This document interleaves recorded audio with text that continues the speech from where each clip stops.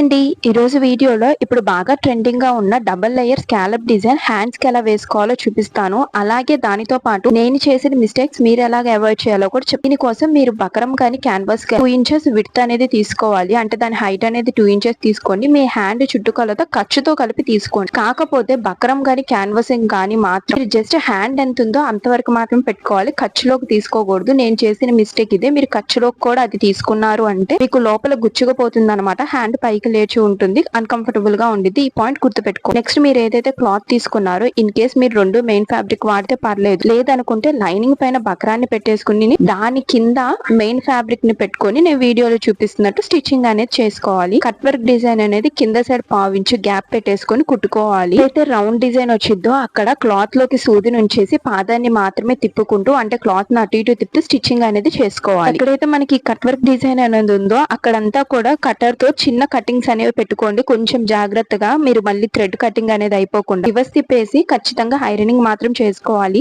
మీరు బకరం కానీ యూజ్ చేసినప్పుడు, లేకపోతే కుర్తలు వచ్చేస్తే ఎంత బాగా కుట్టినా కూడా ఫినిషింగ్ బాగోదు. రివర్స్ తిప్పి ఒక కుట్టు వేసేసుకుని పైన సైడ్ మీకు ఏదైతే క్లాత్ మిగిలిపోతుందో దాన్ని ఇలాగా హాఫ్ కి ఫోల్డ్ చేసి కుట్టేసుకోవాలి. ఒక 1 ఇంచ్ మాత్రం కనపడేలా పెట్టుకోండి. అంటే నేను గ్రీన్ తక్కువ కనపడేలా పెడుతున్నాను. మీరు కావాలనుకుంటే ఎక్కువ కనపడేలాగా 2 ఇంచెస్ పెట్టుకోవచ్చు. అప్పుడు మీరు తీసుకున్న క్లాత్ 3 ఇంచెస్ వెడల్పు ఉండేలా తీసుకోండి. ఇక్కడ నేను ఏదైతే రెడీ చేశానో స్కాలప్ డిజైన్ హ్యాండ్ దాని కింద పెట్టేసుకున్నాను. మీకు టైం ఉంటే మాత్రం కొంచెం స్ట్రాంగ్ గా చేతి పని చేసుకోండి. దాని వల్ల ఈ పట్టు మీదకి రాకుండా నీట్ ఫినిషింగ్ అనేది ఉండిద్ది. ఈ డిజైన్ నచ్చితే లైక్ చేయండి. నెక్స్ట్ వీడియోలో ఫైనల్ అవుట్పుట్ పెడతాను.